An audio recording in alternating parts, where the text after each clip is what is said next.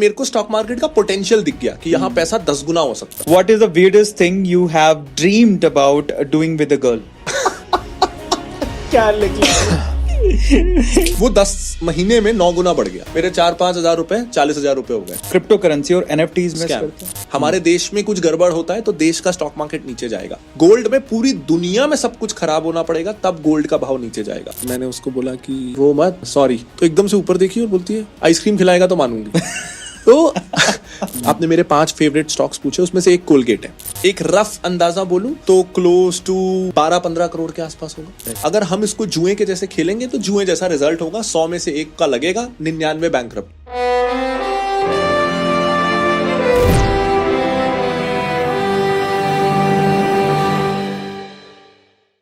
प्रांजल भाई, first of all welcome to the Arvind Arora show.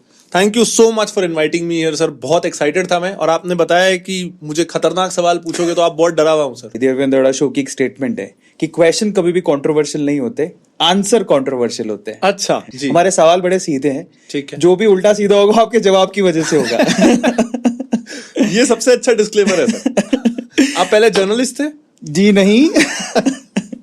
चलिए तो शो को शुरू करते हैं। उससे पहले क्वेश्चन आंसर सेशन स्टार्ट करने से पहले हम अपने गेस्ट से पूछना चाहेंगे कि आप कौन से टॉपिक पे बिंदास बात करना चाहेंगे और कौन से टॉपिक पे आप बिल्कुल बात नहीं करना चाहेंगे। कुछ भी ऐसा नहीं है सर, ऐसा कुछ ज्यादा छुपा हुआ है नहीं सर। आप बिंदास पूछिए जो पूछना चाहें। क्या बात है। तो सबसे पहले तो जब आपकी जर्नी में पढ़ रहा था उसमें मैंने देखा कि आप अपनी कम्युनिकेशन को सुधारने के लिए आप एक लो स्टूडेंट बने, आपकी कम्युनिकेशन को बेहतर करने के लिए, बट फाइनली आप फाइनेंस बैकग्राउंड में आ गए। पहला तो ये हुआ कि मेरे घर वालों ने मुझे बोल दिया था, मैं स्कूल वगैरह में पढ़ाई में बिल्कुल अच्छा नहीं था, तो घर वालों को लगता था ये पब्लिक स्पीकिंग में अच्छा है, मैं थोड़ा डिबेट वगैरह करता रहता था। तो उन्होंने सनी देओल की बहुत पिक्चर देखी थी पापा ने। उनको लगा जो तारीख पे तारीख अच्छा करे वो अच्छा लॉयर। तो उनको लगा पढ़ाई में तो अच्छा नहीं है, तू बोलता अच्छा है, लॉ कर ले। घर में किसी को पता नहीं था लॉ में होता क्या है। मैंने भी एग्जाम दिया, जीके वगैरह अच्छा था और क्लैट तभी नया था, तो मेरे को रायपुर NLU मिल गया। तो घर वाले बहुत खुश, जिसका कुछ नहीं हो सकता उसको NLU तो मिला। वहां सर पहला दिन लॉ स्कूल का और हमारे ओरिएंटेशन हुआ, और वहां ना 2 चीजों से पहले ही दिन मेरा लॉ स्कूल से मन उठ गया। 5 साल का कोर्स था, पहले दिन डिसाइड कर लिया नहीं करना। पहला था लॉयर्स के लिए हमको बताया गया उस समय, वो सही गलत मुझे नहीं पता, हमको बताया गया प्रोफेशनल एथिक्स। उसमें यह बोला गया कि कोई अगर आपके पास आता है और बोलता है कि मैंने किसी का खून कर दिया है, तो एज अ लॉयर आप उसको बचाओगे या नहीं बचाओगे, ये आपका प्रोफेशनल आपका डिसीजन है। लेकिन आप उसने जो आपको बताया वो प्रोफेशनल कॉन्फिडेंस में बताया, तो आप उसके खिलाफ गवाही नहीं दे सकते। और मैं अगर लॉयर नहीं होता, एक आम इंसान होता, तो मेरे को भारत का संविधान क्या बोलता है कि अगर आपको कोई अपराध कोई कर रहा है पता है तो जाके बताओ। तो मतलब मुझे लगा लॉयर बनके मैं इंसान से भी पहले एक लॉयर हो गया कि मैं मानवता के धर्म ही भूल जाऊं। तो मेरे को लगा ये तो मेरे से नहीं होगा, अगर मेरा काम क्रिमिनल को बचाना है तो मेरे से नहीं होगा। वहां हमको पता चला कि लॉयर का काम बोलना जो है वो 5% भी नहीं है, 95% काम तो मोटी मोटी किताबें पढ़ के डॉक्यूमेंट्स बनाना है। तो डिसाइड हो गया मुझे ये नहीं करना। तो स्टॉक मार्केट में मुझे NISM पता चला, national institute of securities market, लेकिन वहां सिर्फ PG डिग्रीज चलती थी, तो मेरे पास ग्रेजुएशन होना जरूरी था। तो मैंने सोचा अब 4th ईयर में तो आ ही गया हूँ, 2 साल में मुझे डिग्री मिल जाएगी, तो इसको छोड़ के कुछ स्क्रैच से क्यों करूँ लॉ। तो मैं लॉ पास ही इसलिए कर पाया क्योंकि PG के लिए मेरे को NISM जाना था, वरना मैं 12वीं पास ही होने वाला था। क्रेजी। मतलब ये तो मैं आपको बोल देता हूँ यार, लिटरली हम लोग दिल्ली में मिले थे एक इवेंट में, एंड आप बहुत अच्छे ओरेटर हो, बहुत अच्छा बोलते हो, आपकी स्टोरी नरेशन बड़ी अच्छी है। जब तक मैंने आपको नहीं सुना था मुझे भी ऐसा लगता। अरे नहीं। फिर मैंने आपको सुन लिया। He is a chill kind of guy. जब आप मिलेंगे प्रांजल भाई से, and he is a great dancer, funny dancer. मतलब आप स्टेज पे चढ़ जाओगे प्रांजल भाई के साथ तो आप डांस पक्का करोगे, 100% है। मुझे वो बोलते हैं कि प्रांजल भाई वीकेंड है तो आप मिलने आओगे कि आपका पीने का प्लान है। मैंने कहा हाँ, मैं तो नहीं पीता, मैंने जिंदगी में कभी नहीं पिया। तो बोलते हैं अरे क्या बात कर रहे हो, उस दिन तो पी के नाच रहे थे। वो मानने को ही तैयार नहीं कि मैं पीता नहीं। क्रेजी। प्रॉपर वे से आपने फाइनेंस बैकग्राउंड को एक्चुअली क्यों चुना? सो 3rd ईयर में मैं था, बहुत मैं सोच रहा था कि क्या करूं, क्योंकि मैंने ना 2nd ईयर कॉलेज में गया ही नहीं था। 2nd ईयर 2011 में अन्ना हजारे का एंटी करप्शन आंदोलन चल रहा था। तो मैंने साल भर कॉलेज छोड़ के मैं वो आंदोलन में था, तो मेरे साल भर का बैक लगा हुआ था लॉ स्कूल में। और उसमें ये था कि मैं तभी 18 का हुआ था। तो अगले दिन से हमको ये अनाउंसमेंट आया था कि अब कल से जेल भरो आंदोलन होगा। तो मेरा आज एग्जाम है और मैं सोचा अब 4 पेपर हैं, पहला भी दे के क्या करना, कल से तो जेल जाना है, 18 का हुआ था, जेल जाने के लिए एलिजिबल था। तो मैंने पहला एग्जाम अपना छोड़ दिया। मैंने एग्जाम छोड़ा, 5 बजे हमको फोन आता है कि नहीं, जेल भरो स्थगित, अच्छा नहीं होगा, और मैंने एग्जाम छोड़ दिया था। तो उस दिन मुझे सबसे पहले तो ये रियलाइज हुआ कि जब आजादी के आंदोलन के समय गांधी जी ने एकदम से नॉन कोऑपरेशन मूवमेंट रोक दिया होगा, तो जिन्होंने अपनी नौकरियां छोड़ दी थी, कपड़े जला दिए थे, वो तो कहीं के नहीं रहे। तो उस दिन मुझे बहुत दुख हुआ, मैं कहीं का नहीं रहा। क्योंकि ना मैं एक तरह से उस आंदोलन को छत्तीसगढ़ में लीड कर रहा था, और बहुत सारे लोग ना मुझे डोनेशंस देते थे आके, मतलब आंदोलन के लिए ही। वो ये मानने को ही तैयार नहीं थे कि मुझे पता नहीं था कि शाम को ऐसा होने वाला है।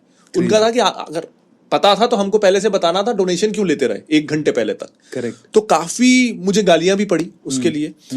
तो वहां से मुझे समझ में आया ये सब बाद में, पहले खुद कुछ बनना है, खुद के लिए कुछ करना है। फिर 3rd ईयर में मैं पापा के साथ एक प्रोग्राम देख रहा था। पापा जी बिजनेस में एक डी स्ट्रीट का डॉन करके प्रोग्राम था, वो देख रहे थे। मैंने पापा से पूछा, पापा कितनी कंपनियां लिस्टेड है स्टॉक मार्केट में? बोले 5000। मुझे ये लगता था कि अब कॉलर तो कोई भी 5000 कंपनियों के बारे में पूछ सकता है, उनको हर कंपनी के बारे में कैसे पता है? तो मुझे ना उनके जैसे कॉर्पोरेट क्विज का मास्टर बनना था कि कौन सी कंपनी कहाँ की है, प्रमोटर क्या है। मुझे पता था अगर मैं 5000 कंपनियों के बारे में इनसाइड आउट जान लूं तो उसको किसी ना किसी तरीके से मैं मोनेटाइज कर लूंगा। तो उससे मुझे बहुत इंटरेस्ट आया। इसका एक फनी इंसिडेंट भी है। अभी 2 साल पहले जब मैं जी बिजनेस में पहली बार गया लाइव प्रोग्राम करने, तो मुझे पता चला वो लाइव है, कॉलर लाइव कॉल कर रहा है, लेकिन वो क्या पूछने वाला है उसका ईमेल 1 हफ्ते पहले आ जाता है। Okay. तो उनको भी 5000 कंपनियां पता नहीं थी। Okay. तो जो कारण से मैंने शुरू किया वो झूठ था।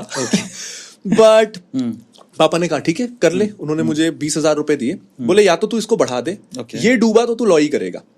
और तभी क्योंकि मैं 18 का हुए 1-2 साल हुए थे मुझे, तो पापा ने मुझे स्कूटर दिया था। तब तक मैं साइकिल में घूमता था, तो मेरा पहला स्कूटर था टीवीएस वीगो, अभी भी है वो। अच्छा। तो मेरे को उससे पर लग गए थे कि अब मेरा हर जगह पेडल मार के नहीं जाना है। तो मैंने पहला कुछ शेयर पहले दिन जो 1-2 शेयर लिए, उसमें से एक टीवीएस भी ले लिया। वो 10 महीने में 9 गुना बढ़ गया। मेरे 4-5 हजार रुपए 40,000 रुपए हो गए। क्रेजी। मुझे लगा बस इतना आसान तो है, पढ़ाई क्यों करना है, कुछ भी क्यों करना है, अब तो यही करना है। अगले कुछ शेयर 0 हुए, ओवर कॉन्फिडेंस आया। फिर मैंने गूगल किया कि अच्छे शेयर कैसे पिक करो। तो ना तभी ज्यादा नॉइज नहीं था। आज मैं गूगल करूंगा तो पता नहीं क्या क्या आएगा। करेक्ट। तब क्या आ सकता था, राकेश झुनझुनवाला और वॉरेन बफेट, और तीसरा नाम ही नहीं होता था। करेक्ट। तो फिर मैं वॉरेन बफेट के बारे में पढ़ना शुरू किया, तो समझ में आया कि ये एक अपने आप में बहुत बड़ी फील्ड है जिसके बारे में डिस्कशन नहीं किया जाता है। और एज अ पर्सन वो मेरे को बहुत अच्छे लगे। तभी वो दुनिया के तीसरे सबसे अमीर इंसान थे, आज भी 6वें हैं, लेकिन बहुत सिंपल लाइफ से जीते थे, लाइफस्टाइल बहुत सिंपल था। तो मुझे वो एज अ ह्यूमन बहुत अट्रैक्ट किए, और मैं उनके जैसा बनना चाहता था, उस तरीके का। मैंने शुरू ये सोच के किया कि जो पापा को लॉस हुआ है अब वो रिकवर करके देना है। वो करते करते 5th ईयर आ गया और कुछ था नहीं, तो मैंने सोचा चलो इसी में जाते हैं। इंटरव्यू देने में गया, मेरा लॉ स्कूल में रैंक था 150 में से 137।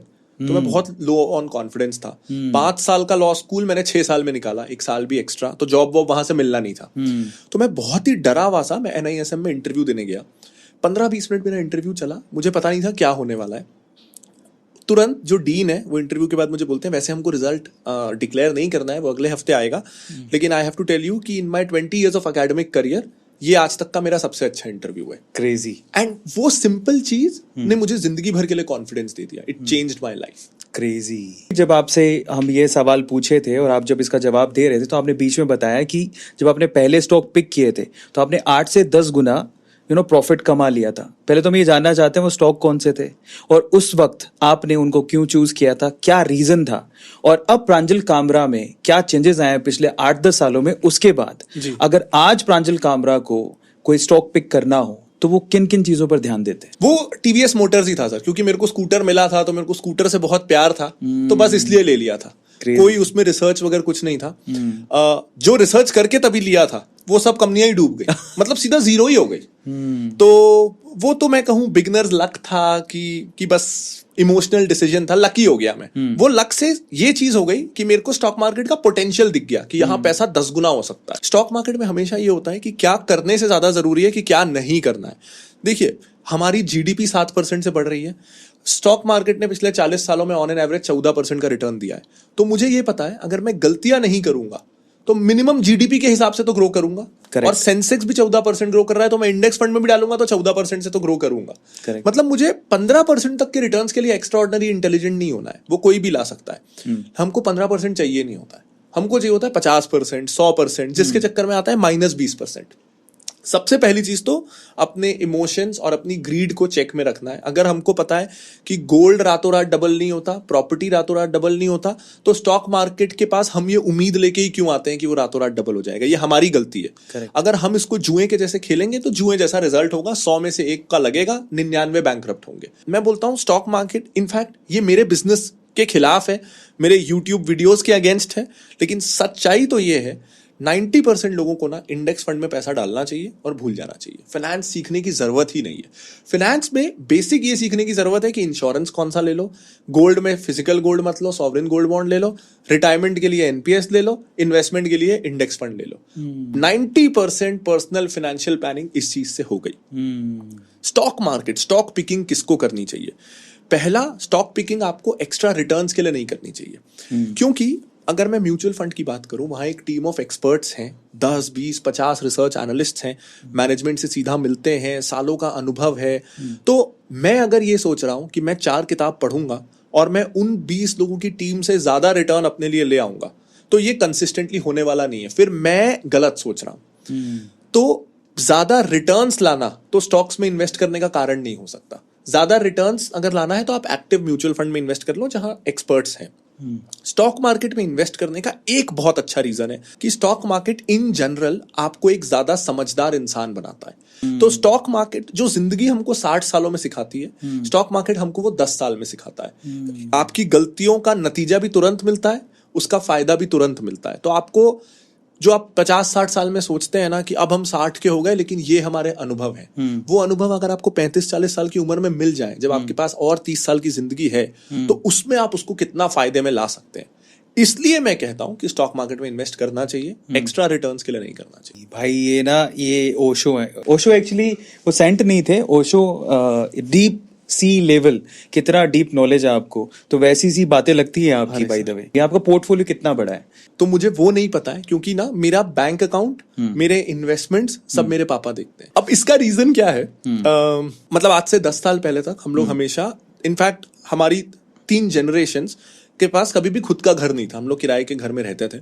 तो मेरा पूरी सेविंग्स, एक तो ये है कि कमाना शुरू किए हुए 3-4 साल हुए हैं, लेकिन मेरी पूरी सेविंग्स सब कुछ उसमें लग गया, उसको खरीदने में। तो आज मेरा, मैं कहूंगा 80-90% नेटवर्थ एक्चुअली रियल एस्टेट में लगा हुआ है। 4-5 प्रॉपर्टीज ली, वो नया रायपुर बन रहा है तो वहां भी होना चाहिए, फार्म हाउस भी होना चाहिए, ऐसे कर करके मेरे मम्मी पापा ने बहुत कुछ, और इस चक्कर में वो मेरे से ना मेरी चेकबुक्स में ब्लैंक साइन होता है, पता नहीं क्या क्या खरीदते रहते हैं। बट अगर मैं एक रफ अंदाजा बोलूं तो क्लोज टू 12-15 करोड़ के आसपास होगा। आप ना और कोई भी इन्वेस्टमेंट ले लीजिए, गोल्ड ले लीजिए, आप उसको रोज एंजॉय नहीं कर सकते। स्टॉक्स ले लीजिए, रोज आप उसको एंजॉय नहीं कर सकते। रियल एस्टेट ऐसा है जो एप्रिशिएट तो होगा ही, लेकिन रोज आप उसका मजा भी ले सकते हो। इसलिए मैं पता कि मैंने अलग अलग तरीके के लिए, कि एक वीकेंड होम हो जाए, एक फार्म हो जाए, एक जैसे मैंने भी फ्लैट लिया है, उसका पोजेशन मिलना है, एक बड़ी सी कोर प्रॉपर्टी ले लिया, एक ऑफिस ले लिया, ताकि मैं अलग अलग एक्सपीरियंसेस ले सकूं। इसमें सर पॉइंट और है कि हम ये तो बोल लेते हैं कि रियल एस्टेट रिटर्न 10-11% का देता है और स्टॉक्स 14% का देता है, लेकिन ये भी एक सच्चाई है कि हम रियल एस्टेट आज लेंगे, कोई भी बैंगलोर जैसे शहर में आप कैसा भी फ्लैट लो तो 50 लाख का होता होगा, ऐसा मुझे लगता है, इससे कम में क्या ही होगा, ज्यादा ही है। हाँ, किसी भी शहर में आज 40-50 लाख का खर्चा है ही, तो 11% का रिटर्न मुझे 40 लाख पे तो मिल रहा है ना। हाँ, यही 40 लाख रुपए क्या मैं स्टॉक्स में डालता? किसी की हिम्मत नहीं होती, नहीं, कभी भी नहीं होती। और डाल देता तो मैं उसको हर साल रोटेट करता रहता, डाल देता तो वो 10 साल लॉक इन भी नहीं होता, उसको 11% कंपाउंड होने का 10 साल में टाइम तो बिल्कुल नहीं देता। हाँ। तो अगर मैं एंड में रिजल्ट देखूंगा ना, तो रियल एस्टेट का ज्यादा आ जाता है, क्योंकि पैसा लॉक रहा, चर्न नहीं हुआ और उतना पैसा डल पाया। स्टॉक्स में कभी डलता ही नहीं, तो एंड रिजल्ट बेटर आता है। Pranjal the king of, one of the king of finance माने जाते हैं। अगर आपको मतलब रैंक करना हो, अलग अलग फील्ड है इन्वेस्टमेंट की, सबसे पहले इन्वेस्टमेंट में ही समझ लेते हैं। जैसे कि आपने बोला property, then gold, then share market, stocks लेना, वो भी नेशनली और इंटरनेशनली, फिर हम जो गवर्नमेंट स्कीम्स हैं उनमें, फिर उसके बाद 2-3 और होंगे। तो अगर आपको उनको रैंक करना हो कि एक्चुअली आपके फेवरेट कौन से हैं, कि आप अगर 100 रुपये अगर आपके पास हैं, 10,000 रुपये, व्हाटएवर, तो आप किस में सबसे पहले पैसा डालना पसंद करेंगे? वो रैंक करके बता रहे हैं आपको। अच्छा सवाल है सर, ये ऐसे कभी नहीं पूछा था किसी ने मेरे से। सबसे पहले मैं इंश्योरेंस लूंगा सर। सबसे पहले मैं लाइफ इंश्योरेंस अपने लिए, अगर मैं अर्निंग हूं, अगर मेरी स्पाउस अर्निंग है तो उनके लिए भी, घर में जो भी अर्निंग मेंबर है उनके लिए लाइफ इंश्योरेंस, और घर में हर मेंबर के लिए हेल्थ इंश्योरेंस। अब इसमें एक चीज है, लाइफ इंश्योरेंस एक्चुअली अलग अलग तरह की होती है। टर्म इंश्योरेंस भी होती है जिसमें आपको सिर्फ 5 साल के लिए देना है, उसके बाद नहीं देना। तो आप चाहते हैं कि हर साल भरते रहूं, या फिर ठीक है 5 साल भरा और हो गया? तो एक्चुअली टर्म इंश्योरेंस वो नहीं होती सर।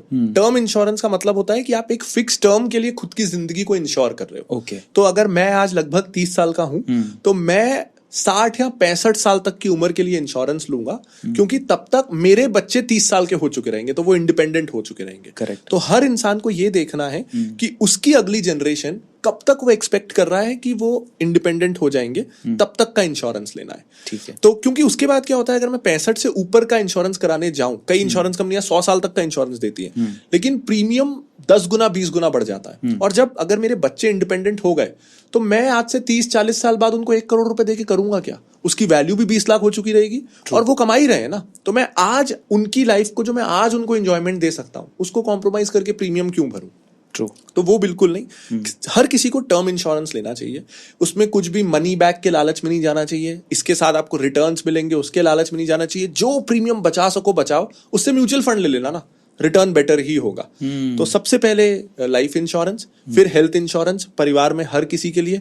उसके बाद आता है एफडी। अब वो एफडी हो कि सेविंग्स अकाउंट में ही आप ऑटो स्वीप लगा दो, जिससे एफडी का इंटरेस्ट भी मिलेगा और फ्लेक्सिबिलिटी भी रहेगी। तो वो आपके घर के खर्चों का 8 से 10 महीनों का अमाउंट आपके पास उसमें होना चाहिए, एफडी में या ऑटो स्वीप में। तीसरा आएगा रिटायरमेंट प्लान। आप हमेशा कमाने वाले नहीं हो, लेकिन दवाइयां आपको हमेशा जिंदा रखने वाली है। उसके बाद आएगा एनपीएस। आज एक एनपीएस बहुत अच्छा स्कीम है, वो आएगा। उसके बाद आएगा gold, sovereign gold bond. Sovereign, so gold ने रफली 11-12% का रिटर्न दिया है हिस्टोरिकली, लेकिन सॉवरेन गोल्ड बॉन्ड पे आपको 2.5% ब्याज सरकार की तरफ से मिलता है। तो actually sovereign gold bond stocks और म्यूचुअल फंड के बराबर का रिटर्न देता है, लेकिन जैसे स्टॉक्स में, इन्फोसिस में कंट्री रिस्क है, हमारे देश में कुछ गड़बड़ होता है तो देश का स्टॉक मार्केट नीचे जाएगा। गोल्ड में पूरी दुनिया में सब कुछ खराब होना पड़ेगा तब गोल्ड का भाव नीचे जाएगा। तो गोल्ड इज लेस रिस्की, लेकिन इंडिया में वो इक्वल रिटर्न दे रहा है। इसलिए आज की स्थिति में सॉवरेन गोल्ड बॉन्ड स्टॉक से बेटर है। बहुत बढ़िया। हाँ, तो वो आएगा। उसके बाद मेरा पर्सनल प्रेफरेंस है, ये डिबेटेबल है मैथमेटिकली, मेरा पर्सनल प्रेफरेंस है कि अगर आप अफोर्ड कर सकते हो तो रियल एस्टेट की तरफ जाओ। लेकिन अगर आपको लगता है कि आप बहुत ही प्रैक्टिकल हो, बहुत डिसिप्लिन्ड हो, और आप जितना आप रियल एस्टेट में पैसा लगाते, आप उतना ही म्यूचुअल फंड में लगा पाओगे और निकालोगे नहीं, ये डिसिप्लिन को लेके अगर आप श्योर हो, तो म्यूचुअल फंड पहला ऑप्शन बन जाता है। लेकिन मुझे लगता है 90% लोगों के पास ये डिसिप्लिन नहीं होता है। तो खुद को चैलेंज नहीं करना चाहिए, डिसिप्लिन, एक्सरसाइज और खाने के लिए बचा लेना चाहिए, और इन डिसिप्लिन से बचने के लिए रियल एस्टेट में पहले निवेश करना चाहिए। क्या बात है यार, मतलब ये इनसाइट तो कहीं नहीं मिलने वाली है आपको, फॉर श्योर। थोड़ा और इन डेप्थ जाते हैं चीजों पर। हम लोग स्टॉक की बात करते हैं, ये मेरा फेवरेट है सर। हाँ, सबसे पहले तो मैं जानना चाहता हूँ कि जो ब्रोकरेज, ये जो मिडिल मैन होते हैं, वो मिडिल मैन 2 तरह के हैं। ऑनलाइन भी ब्रोकरेज फर्म्स हैं, ऑफलाइन भी हैं। तो वो ज्यादा प्रिफर्ड है या ऑनलाइन वाला ज्यादा कन्वीनियंट है? कौन सा बेटर है? और फिर उसके बाद हम लोग इन डेप्थ बात करेंगे। मेरे को भी लगता है कि आपकी भी तो ज्यादातर ऑडियंस है, हाँ। वो शायद 40 साल के नीचे वाली होगी, हाँ। 35 साल के नीचे वाली होगी। अगर ये एज प्रोफाइल है, हाँ। तो हम लोग अब सब जोमेटो यूज करना जानते हैं, हाँ। हम सब यूट्यूब, ट्विटर यूज करना चाहते हैं। तो हम लोग इतना टेक जानते हैं कि हमको ऑनलाइन एप्स ही यूज करके वो जो फिजिकल ऑफिस खोलने की जो कॉस्ट होती है ट्रेडिशनल ब्रोकर्स में, वो अल्टीमेटली वो ज्यादा ब्रोकरेज लेके हमसे ही तो वसूलते हैं ना। पर जानते तो हैं, लेकिन इनको ये भी पता है फिर टेक के प्रॉब्लम्स क्या है। डेटा गायब हो जाता है कभी भी, बैंक में कभी कोई हैकिंग हो गई, मोबाइल का ही डेटा किसी ने चोरी कर लिया, मेरे पता लगे सारे शेयर उड़ गए। तो ये मिथ है, आई एम नॉट सेइंग, मुझे तो पता है। नहीं, बहुत सही क्वेश्चन है ना, बहुत सही सवाल। तो उनको ये भी पता है कि टेक, इतना जो टेक दिखता है हमें मोबाइल में, वो कल को मेरा मोबाइल ही उड़ गया, गायब हो गया, सब चीज चला गया। उन डर से बाहर कैसे निकले? मतलब अगर ऐसा होता कि ऑफलाइन जो ब्रोकर है उसकी सिक्योरिटी ऑनलाइन ब्रोकर से ज्यादा है, तो मैं कहता कि हाँ एक एडवांटेज है। लेकिन होता क्या है, आप ऑफलाइन ब्रोकर के पास जाओ कि ऑनलाइन ब्रोकर के पास जाओ, आपके जो शेयर्स हैं वो ब्रोकर के पास स्टोर्ड नहीं है। जैसे बैंक में हमारे लॉकर में जो सामान है वो बैंक वाले के पास ही है, उसको बैंक आगे आरबीआई नहीं भेज रहा। तो लेकिन शेयर्स में ऐसा नहीं है। आप किसी भी ब्रोकर को चुनो, आपके शेयर्स एनएसडीएल और सीडीएसएल के पास जाने वाले हैं, डिपेंडिंग ऑन किसके साथ उनका टाइप है, दोनों ही सेमी सरकारी हैं, एनएसडीएल तो पूरा सरकारी है, दोनों ही उतने ही सेफ हैं। आपका ब्रोकर डूबे जिए मरे, आपके शेयर्स सीडीएसएल एनएसडीएल के साथ हैं। इनफैक्ट आप अपने ब्रोकर से खुश नहीं हो, आपका एक सीडीएसएल अकाउंट है, इसको डीमैट अकाउंट बोलते हैं, और जो ब्रोकर के साथ आपका अकाउंट है उसको ट्रेडिंग अकाउंट बोलते हैं। तो मान लो आपको आपका ब्रोकर पसंद नहीं है, तो आप ब्रोकर बदल सकते हो और आपका डीमैट अकाउंट सेम होगा। तो ब्रोकर डूब जाता है, मैं जीरोधा यूज करता हूं, वो डूब जाएगा, कोई दिक्कत नहीं। मेरे पास मेरा सीडीएसएल अकाउंट की डिटेल है, मैं किसी और ब्रोकर के पास जाऊंगा, बोलूंगा इसको जोड़ दे, मैं खरीदना बेचना शुरू कर दूंगा। तो ऑफलाइन हो या ऑनलाइन हो, शेयर जहां जा रहा है वो सेम है। टॉप 5 एरियाज जहां पे आप स्टॉक परचेज करते हो कि यार ये फील्ड है, इन फील्ड को चूज करूंगा मैं अगर मैं स्टॉक खरीदूंगा तो। 5 है ही नहीं सर, 2 ही हैं सर। 2 बता दें। क्योंकि मैं एक फाइनेंस कंपनी चलाता हूं, तो बहुत सारे ना ब्रोकर्स मुझसे टच में रहते हैं, म्यूचुअल फंड वाले, इंश्योरेंस वाले, बैंक्स, एनबीएफसीज, ये फिनटेक स्टार्टअप्स। तो मैं इस स्पेस को समझता हूं, उनके फाउंडर्स से, सीनियर एम्प्लॉइज से बातचीत होती रहती है। तो मैं कहूंगा 30% के आसपास तो मेरा पैसा 25-30% इन कंपनियों में लगा हुआ है, फाइनेंस रिलेटेड कंपनियों में, क्योंकि ये फील्ड को मैं समझता हूं। बाकी 70% मेरा पैसा उन कंपनियों में लगा हुआ है जिसको मैं एज अ कंज्यूमर यूज करता हूं, या लोग एज अ कंज्यूमर यूज करते हैं। मैं फिर पूछता हूं कि कोलगेट का शेयर कितनों के पास है, एक भी हाथ नहीं उठता। कोलगेट कौन कौन यूज करता है, आधे हाथ उठ जाते हैं। तो जो प्रोडक्ट्स हम यूज करते हैं उसका शेयर हम लेते ही नहीं। मैं आज ज्यादातर लोगों से बात करूंगा तो उनके पास बाटा का शेयर नहीं होगा। घर में हर किसी के पास बाटा का एक फुटवेयर जरूर होता है। मैं अगर पूछूंगा कोलगेट तो नहीं होगा, मैं पूछूंगा मैरिको नहीं होगा, पैराशूट तेल हर किसी के घर में मिलेगा, लेकिन उसका शेयर नहीं होगा। तो इन्वेस्टिंग को पता नहीं क्यों हम खुद ही हमारे लिए कॉम्प्लेक्स बना देते हैं। हम ले लेंगे कोई फार्मा कंपनी जो या तो कोविड वैक्सीन ला रही है, या कैंसर का ड्रग ला रही है, या डायबिटीज ठीक करने का क्लेम कर रही है, हमको उसके बारे में कुछ नहीं पता। तो इन्वेस्टिंग को हम बिना कारण कॉम्प्लेक्स कर देते हैं। आपके टॉप 5 शेयर्स अच्छा, आपके फेवरेट है। ओके। और एक थोड़ा मिथ दूर कर लेते हैं हमारी ऑडियंस का। स्पेसिफिकली बार बार बोला जाता है blue chip blue chip blue chip, लोग ब्लू चिप की तरफ जाते हैं। तो क्या जरूरी है कि ब्लू चिप शेयर्स ही खरीदें, या ऐसी छोटी कंपनियों में शेयर्स अच्छे होते हैं? जी, जब कोई इन्वेस्टर इन्वेस्टिंग शुरू कर रहा है तो मैं कहूंगा कि हाँ, ब्लू चिप तक ही सीमित रहना चाहिए। आपका नॉलेज लिमिटेड है, आपका एक्सपीरियंस लिमिटेड है, तो एक तो ना मिड कैप स्मॉल कैप की वोलेटिलिटी आप झेल नहीं पाओगे। वो हो सकता है उस वोलेटिलिटी का आपको फायदा मिले, 100 का 200 हो जाए, लेकिन ना जैसे कसीनो में होता है, हमारा 100 का 200 हो गया तो हम वो जीत के निकल नहीं पाते, हम निकल 0 होके ही पाते हैं। तो आप एक शेयर में अगर रिस्क लेके कमा भी लोगे ना, तो आपको वो रिस्क लेने की आदत पड़ जाएगी। और रिस्क अगर कोई ऐसा एडवेंचर स्पोर्ट भी है ना जिसमें डेथ का चांस 1% है, और आप वो 100 बार करोगे तो आप ऑलमोस्ट 100% की प्रोबेबिलिटी पे पहुंच गए मरने के। तो इन्वेस्टिंग ना गेम ऐसा है जहां, क्योंकि ये मेरे को एक बार नहीं करना है, इन्वेस्टिंग मुझे जिंदगी भर करना है। तो जिंदगी भर अगर मुझे कोई रिस्की चीज करनी है तो मुझे प्रोसेस मेरा ऐसा होना चाहिए जिसमें रिस्क कम से कम हो, वरना वो रिस्क मुझे किसी ना किसी दिन भारी पड़ेगा। तो कभी भी अगर आप ज्यादा रिटर्न के लिए सोचो कि मैं ज्यादा रिस्क ले लेता हूं एक बार, वो एक बार अगर आपको फल गया ना तो वो आपका प्रोसेस परमानेंट हो जाएगा। तो टू स्टार्ट विथ मैं तो यही कहूंगा कि ब्लू चिप्स में रहना चाहिए। और मतलब ये भी एक मिथ है कि ब्लू चिप्स में उतना रिटर्न नहीं मिलता। जैसे ना मैं जब बात करता हूं कोलगेट की, आपने मेरे 5 फेवरेट स्टॉक्स पूछे, उसमें से एक कोलगेट है। अब जब भी मैं कोलगेट की बात करता हूं ना, तो सबसे पहले आता है उसमें क्या ग्रोथ आएगी। कोलगेट टूथपेस्ट तो सब यूज कर रहे हैं, और ये फैक्ट है कि इंडिया में टूथपेस्ट का पेनिट्रेशन 97% लोग है, लोग ऑलरेडी यूज करते हैं, पूरी सैचुरेटेड कैटेगरी है। लेकिन इसको अगर हम दूसरे नजरिए से देखें तो इंडिया में आज भी थोड़ा सा ये यूज होना शुरू हुआ है, लेकिन आज से 10 साल पहले हर घर में एक टूथपेस्ट होता था, वो लाल नीली कोलगेट की ट्यूब। अब मैं देखता हूं कि हर किसी के लिए एक स्पेशलाइज्ड टूथपेस्ट होने लगा है। बच्चों के लिए जेल, यंगस्टर्स के लिए वो, अगर आपको सेंसिटिविटी है तो सेंसिटिविटी वाला, व्हाइटनिंग, यंगस्टर्स को, कॉलेज वालों को व्हाइटनिंग चाहिए होता है तो वो वाला, शुगर है तो डायबिटीज वाला। तो टूथपेस्ट में भी प्रीमियमाइजेशन तो अभी शुरू हुआ है। आज से 10 साल पहले कोई माउथ वॉश यूज नहीं करता था, अब माउथ वॉश की कैटेगरी आई। तो कोलगेट और HUL जैसी कंपनियां जो हर साल इतना कैश जनरेट कर रही हैं, हम अगर ये सोच रहे हैं कि और साबुन नहीं बेच पाएंगे, उनको नहीं बेचना है। वो जो उसका कॉम्पिटिटर है उसको खरीद लेंगे, जो नई कैटेगरी है वो नए प्रोडक्ट्स लॉन्च कर देंगे। लेकिन अगर फ्री कैश फ्लो हो रहा है जनरेट, तो ग्रोथ तो आएगी ही आएगी। इनफैक्ट अगर फ्री कैश फ्लो जनरेट हो रहा है तो मेरे को लगता है वो 10 नई चीजें ट्राई करेंगे ना, 4 में फेल भी होंगे, 8 में फेल भी होंगे, अगर मैं 10 ट्राई कर रहा हूं और इतने एक्सपीरियंस्ड मैनेजमेंट वाली कंपनियां ट्राई कर रही हैं 10 चीजें, 2 चीजें चल ही जाएंगी, कैसे नहीं चलेंगी? True. वो 2 चीजों से इतनी ग्रोथ आ जाएगी कि आपको ग्रोथ की चिंता नहीं करनी। तो ब्लू चिप्स में ही रहना बेटर है। तो आपने स्टॉक्स तो बताए, अभी 2 तो बता दिया आई थिंक आपने। नहीं, HUL नहीं है मेरे पास। अच्छा, नहीं है। हाँ, मेरे तो पास। फिर अब एक बार लाइन अप कर दो 5 आपके फेवरेट।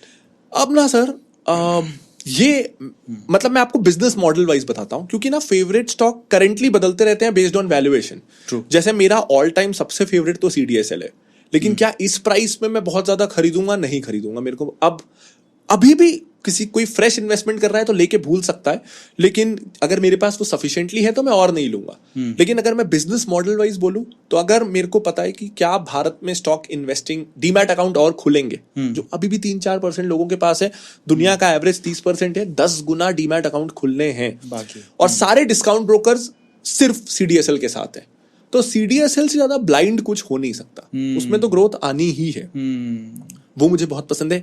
इसी थ्योरी में मुझे बॉम्बे स्टॉक एक्सचेंज बहुत पसंद है। NSE लिस्टेड नहीं है, नहीं तो वो मुझे पसंद होता। तो बॉम्बे स्टॉक एक्सचेंज मुझे बहुत पसंद है। कोलगेट मुझे नो ब्रेनर लगता है। मैं जितने भी दोस्तों की यंगस्टर्स की देखता हूँ, उनकी टूथपेस्ट नीड्स स्पेशलाइज्ड होने लगी हैं।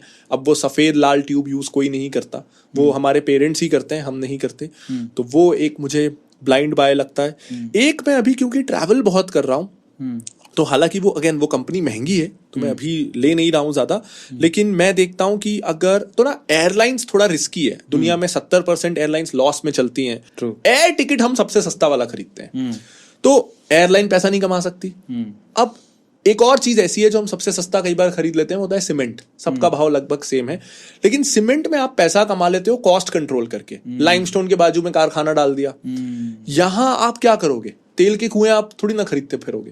तो आपका रॉ मटेरियल का प्राइस आपके कंट्रोल में नहीं, और कस्टमर पैसा देगा नहीं, इसलिए एयरलाइन में मुश्किल हो जाता है पैसा कमाना। लेकिन आप एयरपोर्ट्स का हाल देखो और डेटा भी देखो, तो मुझे ये पता है कि आज जितना इंडिया में लोग एयर ट्रैवल कर रहे हैं, क्या 5 साल बाद उससे बहुत ज्यादा करेंगे? एयर ट्रैवल इंक्लूजन इंडिया में बढ़ता चला जा रहा है। तो मैं इस थीम को प्ले कैसे करूं? मैं एयर ट्रैफिक ग्रोथ का फायदा कैसे उठाऊं? तो ड्रीम फोक्स करके एक कंपनी है, ज्यादा ये अगेन रिकमेंडेशन जैसा नहीं है, लेकिन मैं मेंटल मॉडल लोगों को बता रहा हूं। तो इंडिया में जितने भी एयरपोर्ट लाउंजेस हैं, शायद 85-90% उनके पास है, मतलब उनका टेक। तो हर बार जब वो कार्ड स्वाइप होता है, आपको इस कार्ड में लाउंज एक्सेस है, तो आपका बैंक और क्रेडिट कार्ड का टाई अप ड्रीम फोक्स के पास है। तो वो लाउंज और बैंक के बीच का मीडिएटर है, क्योंकि आपके कार्ड में होता है कि 4 एक्सेस हैं, तो 4 में से कितनी बार यूज हुआ, कितना बचा है, ये सबका जो टेक इंफ्रा है वो ड्रीम फोक्स के पास है। तो अगर एयर ट्रैफिक बढ़ेगा तो एयरपोर्ट्स बढ़ेंगे, लाउंजेस बढ़ेंगे, और ये दोनों अगर बढ़ रहा है तो ड्रीम फोक्स का रेवेन्यू बढ़ेगा। तो एयर ट्रैफिक को प्ले करने के लिए मुझे ये बहुत इंटरेस्टिंग थीम लगती है। तो ये मुझे अभी बहुत पसंद आ रहा है। बहुत सालों से मुझे महिंद्रा हॉलीडेज बहुत पसंद है। यार एक बात है वैसे प्रांजल भाई, जनरली क्या होती है, लड़कियां इंप्रेस होती हैं, मतलब फर्स्ट इंप्रेशन उनको पड़ता है लुक से, पर फाइनली जब इंसान मुंह खोलता है तो जो लॉन्गर इंप्रेशन होता है, मतलब लॉन्ग टाइम इंप्रेशन, वो पड़ता है उसकी नॉलेज से, वो किस तरह से बात करता है। मेरे लुक्स बहुत खराब है ना सर, तो बोल के ही काम चलाना पड़ता है। लेकिन नहीं, अभी ये चीज तो मैं कंफर्म कह सकता हूँ। आप एक सच्ची बात बताओ, कितनी लड़कियों को इम्प्रेस किया इस नॉलेज से आज तक? सर पता, मतलब ये कैसे पता चलेगा कि वो 14 साल से सेम गर्लफ्रेंड है सर। ओह, तो हाँ, मैं एकदम आपके नक्शे कदम पर हूँ सर। क्या बात। आपने ये, ठीक है, आपको नॉलेज लिया, ये यूट्यूब पे आने और सोशल मीडिया पे आने का कैसे सीन बना? सर मैं NISM गया, वहां पढ़ाई कर रहा था, तो मेरे रूममेट थे, वो मेरे से 4-5 साल बड़े थे। तो उन्होंने ना फाइनेंस में काफी जॉब किया हुआ था, सेल्स साइड में। अब उन्होंने क्योंकि सेल्स साइड में जॉब किया था, तो उनको लगता था फाइनेंस में जॉब मतलब माल बेचना है। मेरे रूममेट बड़े अच्छे दोस्त बन गए, हम दोनों गप्पे लड़ाने की बड़ी आदत। तो रात को हम रोज 11-12 बजे सोने की कोशिश करते थे, 3 बजे सोते थे। 3 घंटे वो मुझे अपने एक्सपीरियंसेस बताते थे। वो एक्सपीरियंस का रोज एक ही सार होता था, फाइनेंस में जॉब मत लेना, मिस सेलिंग करना पड़ेगा, तेरे को इंश्योरेंस बेचना पड़ेगा, ये वो। तो उन्होंने मेरा ब्रेन वॉश कर दिया कि तू प्लेसमेंट में नहीं बैठेगा। मेरे को प्लेसमेंट में नहीं बैठने दिया। लॉ स्कूल में जॉब मिल नहीं सकता था, यहां से मैंने लिया नहीं। मम्मी बड़ी नाराज कि तू कुछ नहीं कर सकता, तेरे को कुछ करना ही नहीं है लाइफ में। तो उससे भी थोड़ा बुरा लगा कि नहीं कुछ करूंगा, लेकिन उनसे मैं पैसे मांग सकूं ये दरवाजे बंद हो गए थे। मतलब एक तो उनके पास थे नहीं ज्यादा, और दूसरा ईगो भी तो कुछ होता है, इतना बोल दिया आप कैसे पैसे लूंगा। तो फ्री में क्या हो सकता है? फ्री में ब्लॉगिंग हो सकती है, और यूट्यूब हो सकता है। ब्लॉगिंग मैंने अन्ना हजारे के समय करके देखी थी, आंदोलन के समय नहीं चली थी, तो मुझे था इस बार ब्लॉगिंग नहीं करूंगा, इस बार ना मैं वेबसाइट लाऊंगा और यूट्यूब वीडियो बनाऊंगा उस वेबसाइट को चलाने के लिए। वहां से फिर सब आसान हुआ। अब प्रांजल कामरा का, क्योंकि आप एक फाइनेंस बैकग्राउंड से हैं, आपने अपनी फिनोलॉजी नाम से आपकी एक स्टार्टअप है जो कि बहुत अच्छा कर रही है, आपके यूट्यूब पे भी आप बड़ा अच्छा कर रहे हो, तो आपकी सबसे ज्यादा पैसा आप कहाँ से कमाते हैं, कौन से सोर्स से? आपको पैसा नहीं बताना है, आप कंफर्टेबल हो तो आप बता सकते हो। मैं तो पैसा यूट्यूब से ही कमाता हूँ, मतलब क्योंकि मैं कंपनी से एक भी रुपया निकालता नहीं हूँ। ठीक है। मुझे लगता है कि मेरी सारी रिक्वायरमेंट यूट्यूब से हो रही है। अगर मैं यूट्यूब बोल रहा हूँ तो मैं उसमें एफिलिएट इनकम भी बोल रहा हूँ और मैं एडसेंस भी बोल रहा हूँ और स्पॉन्सरशिप्स भी बोल रहा हूँ। लेकिन यूट्यूब फिनोलॉजी को हटा के, फिनोलॉजी में जो भी पैसा आता है, मतलब उसमें डायरेक्टर्स अब वो एम्प्लॉइज हैं जो बहुत समय से हैं, और फिनोलॉजी अब एक ग्रुप ज्यादा है, 3 अलग अलग कंपनियां हैं अलग अलग पर्पसेस के लिए। तो अगर मैं ये बोलूं कि वो तीनों कंपनियों को मैं एक साथ जोड़ के देखूं और अपनी इनकम से कंपेयर करूं तो वो ज्यादा होगा, लेकिन वो पैसा मुझ तक कभी भी नहीं आता। मैंने एक भी रुपया उसमें से निकाला नहीं है। मेरा ये है कि जितना पैसा वो कंपनी कमाएगी वो वापस उसी में हम ग्रो करने में लगाएंगे, एम्प्लॉइज की सैलरी बढ़ाएंगे, नए एक्सपेरिमेंट्स करेंगे, फेल होंगे, मस्ती करेंगे।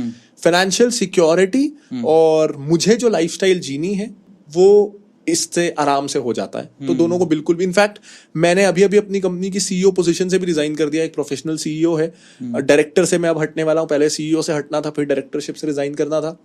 उसको मैं चाहता हूं कि पूरा प्रोफेशनली चले, क्योंकि अब ऐसा स्केल है कि जो लोग जो काम कर रहे हैं वो मुझसे बेटर करते हैं। जैसे मैंने अभी बोला थोड़ी देर पहले कि अमूमन लड़कियां फर्स्ट लुक से इम्प्रेस होती हैं। आप कहते हो वो है नहीं, वैसे माशाल्लाह स्मार्ट दिखते हो आप, बट आप बोलते भी बड़ा अच्छा हो। तो पहले तो आपके फियोन्से के बारे में हम जानना चाहेंगे, वो आपकी किस बात से सबसे ज्यादा इम्प्रेस हुई? ओके पहली चीज तो ये कि ऐसा क्या चीज देखा कि यार ऐसा तो नहीं कि यार फाइनेंस सारा जानता है, A to Z पता है इसको, ये पैसे तो मैनेज कर ही लेगा, तो मतलब कभी भूखे तो नहीं मरेंगे, ये लॉजिक तो नहीं था कहीं? और अगर ये नहीं था तो लॉजिक क्या था कि किस चीज से प्रांजल से वो इम्प्रेस हुई? सर 15-15 साल के थे तब हम। अच्छा, तो मतलब फाइनेंस तो कुछ पता था नहीं। ओके। ये था कि बास्केटबॉल खेल रहे थे हम दोनों। अच्छा। वो नई थी स्कूल में, तो थोड़ी डरी हुई थी, किसी से बात होती नहीं थी। मैं बचपन से उसी स्कूल में था, तब मैं हेड बॉय भी था स्कूल का। फिर मैं बास्केटबॉल खेल रहा था, वो एक दिन आई और उसने कहा मुझे भी बास्केटबॉल खेलना है। तो हमारी किसी कंपटीशन के लिए तैयारी चल रही थी, तो मैंने कहा चलो ठीक है थोड़ी देर खेल लो। तो वो ऑपोजिट टीम में थी, मैं दौड़ रहा था और उसको खेलना नहीं आता था। तो मेरा ना यहाँ हेड बॉय का बैच लगा हुआ था, और वो आई और बॉल को ना करके उसने मुझे यहाँ मारा। तो ना वो मेरा बैच का पिन मुझे लगा। हाँ। तो और मैं गिरा इम्पैक्ट से। मैं उठा और मैं बहुत गुस्से वाला था तभी। अरे अच्छे से सुनाया उसको। खेलना वेलना तो आता नहीं है, पता नहीं कहाँ से आ जाता है, दिख नहीं रहा है, प्रैक्टिस करते हैं, बेवकूफ, फुटबॉल है क्या ये, कंधा क्या मार रही है। तो ऐसा वैसा मैंने सुना दिया। फिर मैं खेलने में बिजी हो गया। तो ना 5 मिनट बाद मुझे दोस्त बोलते हैं तू यार कभी भी कुछ भी बोलता है, वो देख वो वहां बेंच में जाके रो रही है, नई आई थी, स्कूल का 3रा-4था दिन था, डरी हुई थी, तो वो रोने लगी। तो बोला जा बात कर। तो मैं गया और मैंने उसको बोला कि अच्छा रो मत, सॉरी। तो एकदम से ऊपर देखी और बोलती है आइसक्रीम खिलाएगा तो मानूंगी। तो ये बहुत अनएक्सपेक्टेड था, मतलब ऐसा। तो बस हम आइसक्रीम खाने गए और मुझे समझ में आया कि कितनी ज्यादा बातूनी है। मुझे उसकी बातें अच्छी लग रही थी, सुनने में मजा आ रहा था। फिर उसने मुझे पूछा कि तू ट्यूशन कहाँ जाता है मैथ्स की, मुझे मैथ्स की ट्यूशन चाहिए। मैंने उसको बताया यहाँ जाता हूँ। तो बोली मैं भी वहीं आ जाती हूँ। फिर ट्यूशन सेम हो गई। शी इज समवन जो तब मैं कुछ भी नहीं था, तो तब भी वो हर समय मेरे साथ थी। जब मैं कॉलेज में फेल हो रहा था, जब मैं 1-2 समय बीच में डिप्रेशन में था, किसी भी माहौल में वो मेरे साथ थी, आज भी है। भाई देव उनका नाम भी बता दो और मैं आपको बता देता हूँ, पर ये खुद बताएंगे। वो भी बहुत अच्छी यूट्यूब है, बहुत अच्छा बोलती हैं, और मैंने उन्हें ऑरेट किया है एक स्टेज पर जब हम कोटा में थे। She is really amazing. पर आप बताओ उनके बारे में। जी, तो प्रिया जैन है उसका नाम। सो वो लीगल और लोगों को जो डेली लाइफ में लीगल प्रॉब्लम्स आती हैं, लीगल एजुकेशन के अराउंड कंटेंट बनाती है। तो मैं उसको बोलता हूँ कभी कभी कि कुछ ओरिजिनल कर ले। मैंने यूट्यूब शुरू किया तो उसने भी कर लिया। तो बट वो मेरे से बहुत ज्यादा मेहनत करती है, उसका कंटेंट मेरे से ज्यादा बहुत अच्छा होता है। तो फाइनली हमने पर्सनल प्रोफेशनल दोनों लाइफ हमने डिस्कस कर ली है, और आई थिंक आप लोग अभी प्रांजल को ज्यादा जानने लगे हो, लेकिन अब बहुत ज्यादा जानोगे, क्योंकि अब हम खेलने वाले हैं इनके साथ rapid fire. First question. What is the first thing that you notice in a girl? Simplicity, सादगी मुझे बहुत। What is your favorite place to be messaged? मैं सिर्फ व्हाट्सएप देखता हूँ। What do you like it when someone pulls your hair? ज्यादा हुआ नहीं है मेरे साथ, कॉलेज में ही हुआ है, बट हाँ। ठीक है। Have you ever had a friend with benefits? नहीं। What is the weirdest thing you have dreamed about doing with a girl? मुझे ना रादर देन बड़े ग्रुप्स में घूमना, मुझे हर इंडिविजुअल के साथ घूमने जाना पसंद है, तब वो इंटरपर्सनल कनेक्शंस बनते हैं। तो कोई भी लड़का या लड़की मेरे दोस्त बने तो मेरा सबसे पहले होता है ये मेरा बहुत अच्छा दोस्त बन गया है, बन गई, अब इसके साथ ट्रिप प्लान करना पड़ेगा। तो ये थोड़ा वियर्ड है कि मैं एक साथ 8-10 लोगों के साथ नहीं जा पाता। What is the craziest thing you have ever done? एक एग्जाम था कॉलेज में जिसके लिए मैं बिल्कुल भी तैयार नहीं था, और हम एक कंपटीशन के लिए गए हुए थे। हमारी ट्रेन अगले दिन सुबह एग्जाम से पहले शहर पहुंचने वाली थी। मेरे साथ 3 मेरे टीम मेंबर्स और थे। मैंने उन लोगों को कन्विंस कर लिया कि आगे का रास्ता जो है वो पूरा नक्सली इलाके से जाता है, रात को ट्रेन से ट्रैवल करना बिल्कुल सेफ नहीं है। और मैंने उनको बीच में जो एक स्टेशन था वहां उतरवा के प्लेटफॉर्म में रात भर बितवाई, ताकि अगली सुबह जब हम ट्रेन से निकले तो एग्जाम के लिए टाइम पे ना पहुंच पाए। अरे crazy. Next question. What do you think about open relationships? I think हर वो चीज ओके है अगर दोनों partners on the same page हैं। तो दोनों किसी भी चीज के लिए राजी हैं तो वो ठीक है। What type of girl are you attracted to? मुझे हमेशा से, जैसे मुझे ना लुक्स, मुझे आज तक, मैंने चाहे सेलिब्रिटीज हो चाहे लोग हो, मुझे आज तक लुक्स देख के कोई अच्छा सिर्फ यामी गौतम लगी है। तो उसके अलावा मुझे लुक्स अट्रैक्ट नहीं करते। कम्युनिकेशन, अगर कॉन्वर्सेशन अच्छा है तो मैं 10 मिनट में भी अट्रैक्ट हो सकता हूँ। तो मेरे लिए कम्युनिकेशन बहुत बड़ा ट्रिगर होता है। Which body part are you most proud of? मेरे को ये मतलब प्रिया बोलती रहती कि आंखें अच्छी हैं तो शायद। क्या बात है। Next question. कौन सा बॉडी पार्ट आप फीमेल, अपनी फीमेल फ्रेंड में मतलब आप देखते हो कि हाँ वो आपको अट्रैक्ट करती? हाथ, पाम्स। हाँ। Have you ever slept with anyone and then regretted it? Okay यार, ये तो but it's just been one, तो अभी तक तो रिग्रेट नहीं कर रहा हूँ। Okay. Next question. What is the easiest way to make you smile? I think kindness. What is the dirtiest thing you have ever thought about a girl? यार एक ना रिक्शे में जब मैं स्कूल में जाता था तो एक बहुत ही इरिटेटिंग लड़की थी। ठीक है। बच्चा था लेकिन सोचा था ये लड़का होती तो बहुत मारता उसको। तो हाँ। That's what I'm saying. है ना, घुमा के पूछोगे तो आप हर एक क्वेश्चन का आंसर दे सकते हो। ये चीज मैं पता कहाँ से सीखी? गुंजन से सीखी specially. Next question. What is the dirtiest text you have ever sent or received? यार रिसीव्ड ही होगा, क्योंकि एक्चुअली सेंट रिसीव्ड रहने दो। हाँ। हमारे एक कॉलेज में मेरे एक बैचमेट थे, तो जैसे ना आपने वो छिछोरे मूवी देखी होगी, तो उसमें जो वो सेक्सा एक कैरेक्टर था और एक एसिड, आप दोनों को एक में मिला दो तो मेरे एक दोस्त है, मतलब मुझे लगता है उनसे घटिया इमेजिनेशन किसी इंसान की हो ही नहीं सकती। और वो एक भी गाली बनी बनाई नहीं देते। वो हर गाली खुद मैन्युफैक्चर करते हैं और इतना डिटेल में उसका मीनिंग समझाते हैं कि मतलब 2-4 दिन ऐसा लगता है कि मेरी मेमोरी लॉस हो जाए। तो मुझे हमेशा जब भी डर्टी टॉक की बात आती है तो वो आदमी याद आते हैं, पूरी शरीर कांप जाता है उनको सुन के, और आज भी वैसे ही है। Next question. Who is your dream girl? Yami Gautam.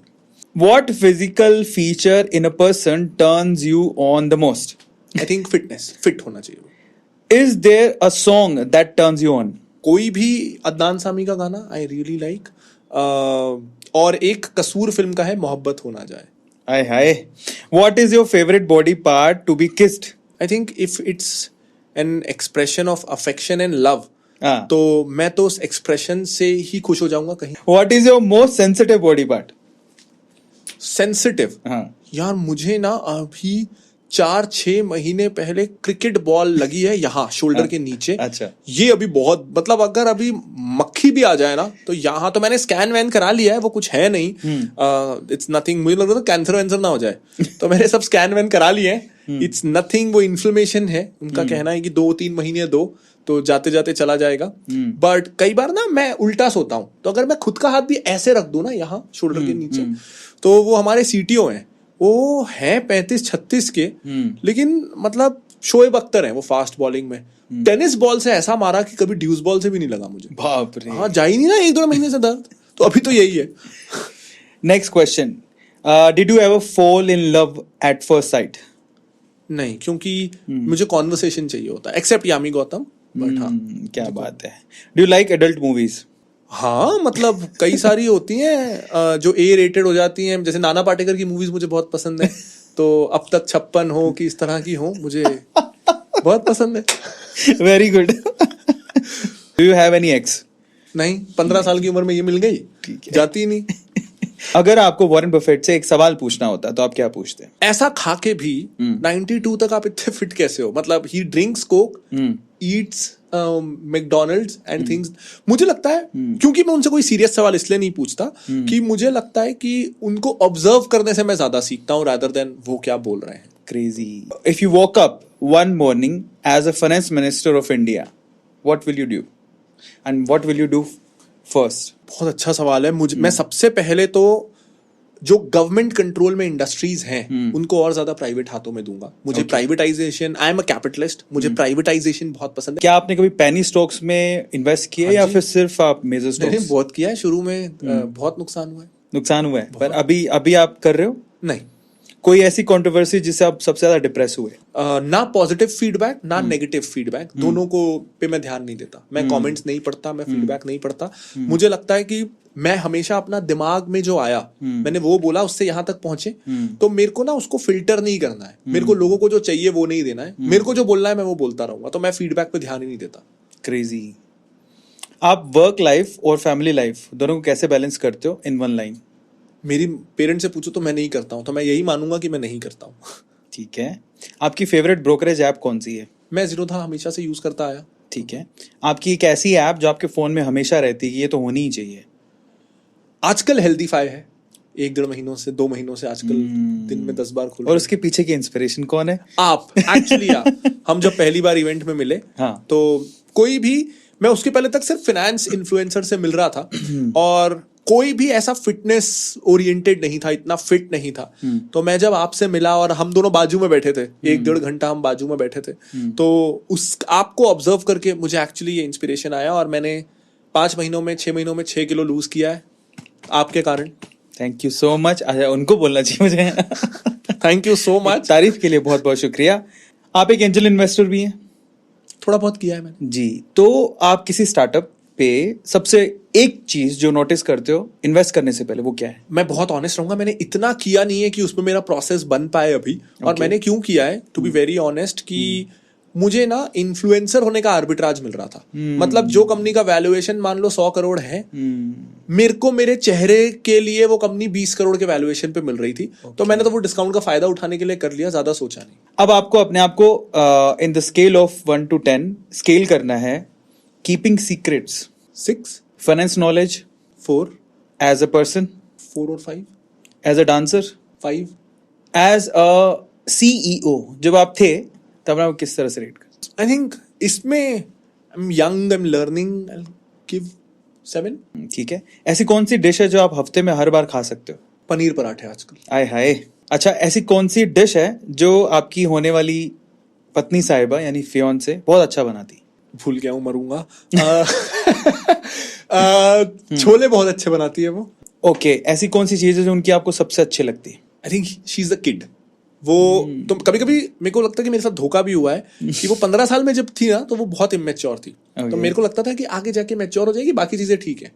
अब मेरे को वो बहुत अच्छा लगता है. वो अभी भी 15 साल की है. अगर आपकी लाइफ पे कोई मूवी बनती है तो उसका टाइटल क्या होना चाहिए? रिबेल. आपकी फेवरेट स्टॉक मार्केट बुक कौन सी है? The education of a value investor. अगर स्टॉक मार्केट छोड़ दें, ट्यूजडेज विद मौरी. ऐसी कौन सी धार्मिक किताब है, स्पिरिचुअल बुक है जो आपको बड़ी अच्छी लगती है? What is Hinduism, Mahatma Gandhi. आप ट्रेडिंग पे बिलीव करते हैं, लॉन्ग टर्म इन्वेस्टमेंट ज्यादा प्रेफर? आज तक कभी एक भी ट्रेडिंग नहीं ऑर्डर प्लेस नहीं किया. इसके अलावा क्या आप क्रिप्टो करेंसी और NFTs में भी इन्वेस्ट करते हैं? स्कैम. आपको लगता है स्कैम है? क्या आप इंटरनेशनल स्टॉक मार्केट में इन्वेस्ट करते हैं? ट्राई किया है, पर मैं ना ETF ले लिया है मैंने, फैंग ETF. आपकी फेवरेट मूवी? मुझे मुन्ना भाई सीरीज दोनों बहुत पसंद है. आपका फेवरेट एक्टर? एक्टर मुझे नाना पाटेकर बहुत पसंद है. आपकी फेवरेट एक्ट्रेस? यामी गौतम. यामी गौतम. आपका फेवरेट क्लोथिंग ब्रांड? मेरी सारी टी-शर्ट्स, जीन्स छोड़ के शरीर में सब कुछ जॉकी का होता है. तो ठीक है. इन्वेस्ट भी उसी में करते हो आप? हाँ, मेरे पास वो भी है. ठीक है. आपका all time favourite stock? CDSL. एक ऐसा स्टॉक जिसको आप बिल्कुल हेट करते हो, कभी नहीं खरीदोगे जिंदगी में? कोई भी आजकल के स्टार्टअप्स उठा लें अपन, जो 1 का 10 करके बेच रहे हैं, तो ये जो आईपीओ आते रहते हैं आजकल, इनफैक्ट कोई भी आईपीओ मैं कभी नहीं खरीदूंगा, चाहे कोई भी आईपीओ। उसको मार्केट में आने दो, उसका भाव मार्केट को डिसाइड करने दो। तो मैंने जिंदगी में शायद 2 आईपीओ अप्लाई किए हैं काफी पहले। अब मेरी फिलॉसफी है कि जो आईपीओ है वो सबसे खराब है, चाहे कोई भी हो। एनएससी का भी मैं आईपीओ नहीं लूंगा। आपका फेवरेट स्टार्टअप फाउंडर? मुझे जोहो और जेरोधा बहुत पसंद है। तो हम निखिल कामत और नितिन कामत। आपकी फेवरेट सिटी? स्टेट हो गया, गोवा बहुत पसंद है, लेकिन अगर मैं सिटी की बात करूं तो वाइजैक और भोपाल बहुत पसंद। आपकी फीमेल इंस्पिरेशन? पृथ्वीराज संयोगिता की जो कहानी है ना, वो कहानी पे मैं बड़ा हुआ हूँ। मतलब मेरे को लगता है पृथ्वीराज रासो पे जो कमेंट्री है, राजस्थान की हर लाइब्रेरी घुस घुस के मैंने पढ़ी है। तो तब से संयोगिता एक है। मुझे मेरी लाइफ में वैसा पार्टनर चाहिए था, वैसा इंसान चाहिए था। तो उनका बहुत बड़ा इम्पैक्ट रहा है वो दोनों का, पृथ्वीराज संयोग और किरण बेदी। मैं किरण बेदी क्रेजी। आपका मेल इंस्पिरेशन भी बता दो। अटल बिहारी वाजपेयी, पृथ्वीराज चौहान, राहुल द्रविड़, एमएस धोनी। अब अगले सेगमेंट में चलते हैं जिसका नाम है यस और नो। पहला सवाल, क्या आपने किसी अनइनवाइटेड इवेंट को अटेंड किया है? हाँ। क्या आप किसी दूसरे इन्फ्लुएंसर से इरिटेट हुए हैं? हाँ। क्या आपने किसी को रोस्ट किया है? नाम लेके नहीं, बट हाँ। क्या आप लक पे बिलीव करते हैं? पार्शियली, थोड़ा सा। Have you ever been caught doing something wrong? Once मैं कॉलेज में एक क्विज चीटिंग से जीतने की कोशिश कर रहा था। हाँ, तो यस। यस। क्या आपने कभी ट्रैफिक कॉप को ब्राइब किया है? रायपुर में कोई पकड़ता ही नहीं, तो no. Have you ever drunk? I have never drunk alcohol. No. क्या आप स्पिरिचुअलिटी पे बिलीव करते हैं? हाँ। क्या आपने कभी किसी को चीट किया है? हाँ। डू यू एवर लुक और स्टॉक योर कोवर्कर्स? नहीं। Your schoolmates? अगर आप लॉटरी जीतते तो will you still continue working? मैं टिकट ही नहीं खरीदूंगा कभी तो, बट हाँ, आई लव माई वर्क। क्या आप ब्लाइंड डेट पे गए हैं? नहीं। क्या आपने कभी कोई डेटिंग ऐप डाउनलोड की है? हाँ। अब हम लोग हमारे अगले सेगमेंट की तरफ चलते हैं। मैं एक वर्ड बोलूंगा और उस वर्ड को सुनते ही ओके। आपके दिमाग में जो पहला एक्सप्रेशन आता है वो आपको बोलना है।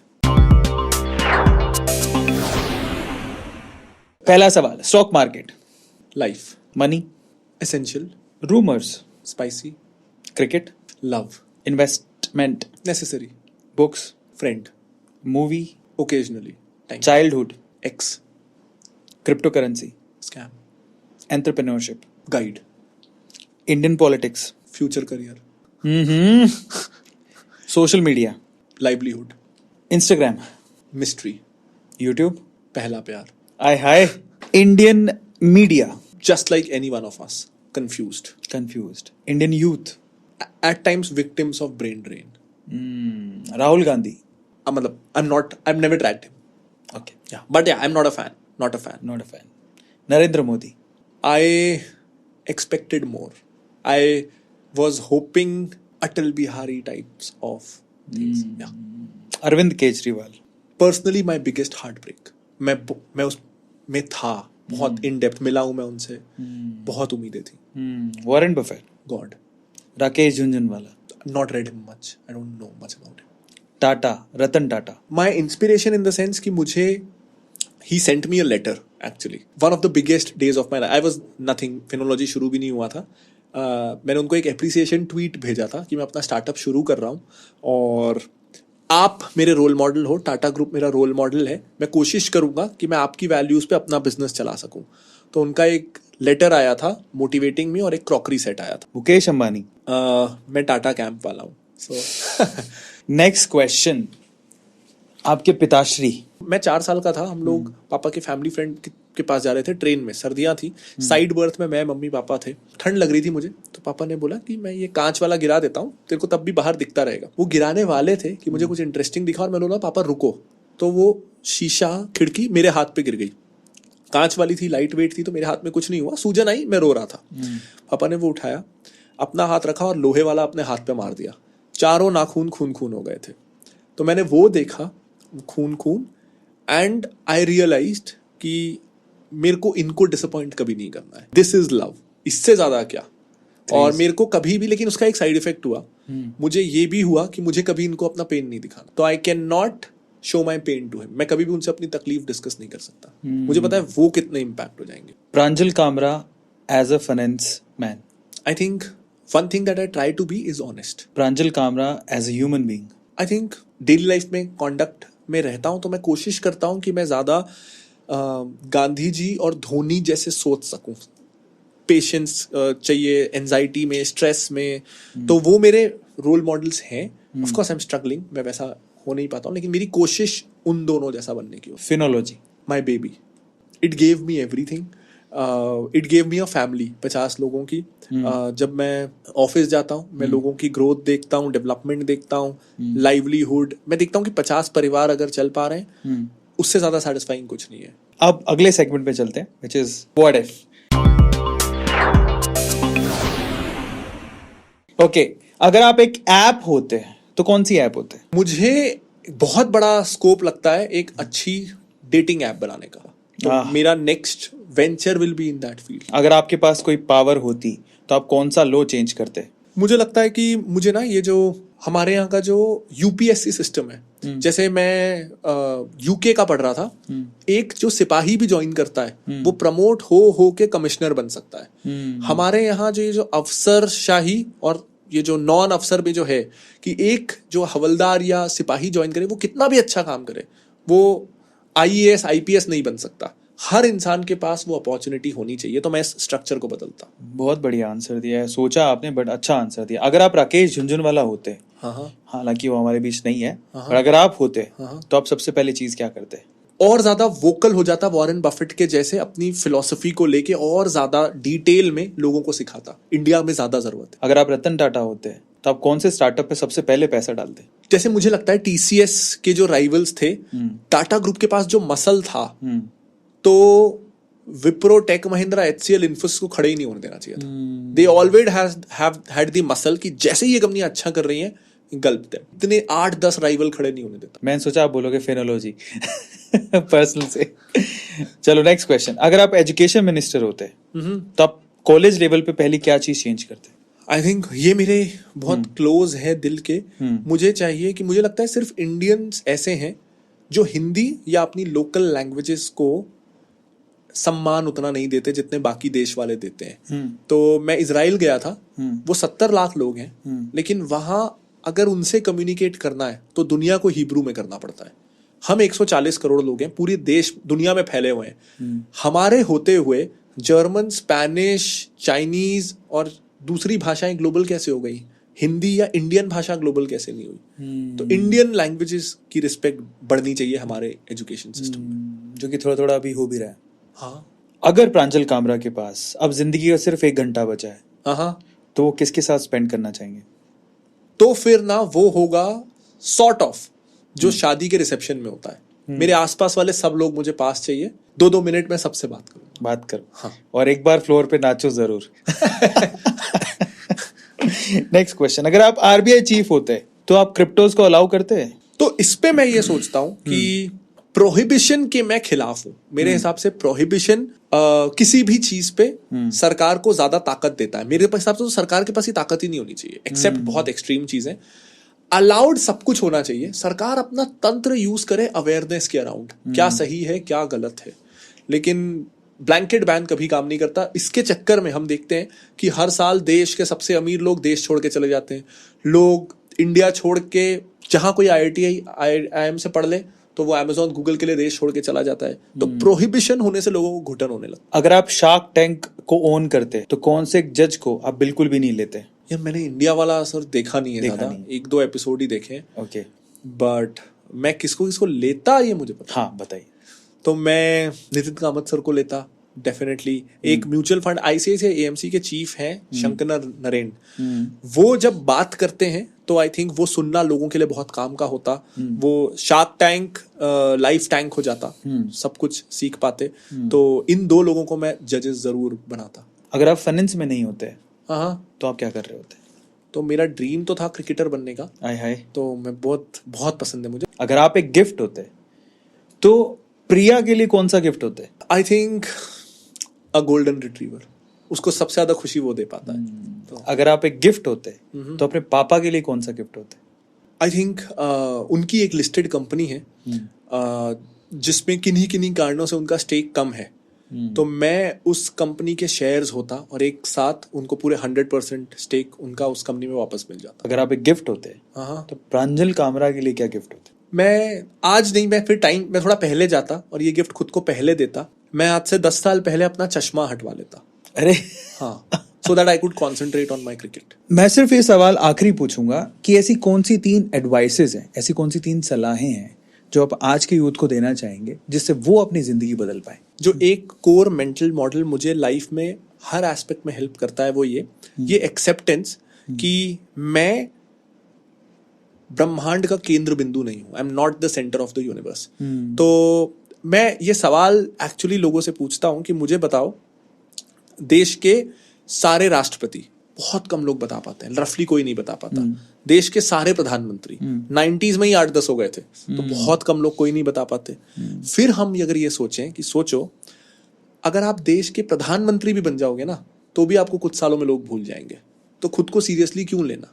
हम कुछ भी कर लें, लोग हमको भूल जाएंगे। और ज्यादा से ज्यादा, मैं आज पृथ्वीराज चौहान की मैंने बात की, मुझे सिर्फ नाम ही तो पता है ना, वो दिखते कैसे थे, वो पर्सनालिटी क्या थे, वो डेली लाइफ में कैसे थे, तो कुछ नहीं पता। 2-4 अचीवमेंट पता है और नाम पता है। आप समय में पीछे जाके पृथ्वीराज से भी अगर ये पूछोगे तो वो भी कहेंगे ये काफी नहीं है। तो लोगों ने तो ज्यादा से ज्यादा नाम याद रख लेना। आप एज अ पर्सन तो आपको सब भूल जाने वाले हैं। तो फिर गलतियां करो, जो मन करता है वो करो।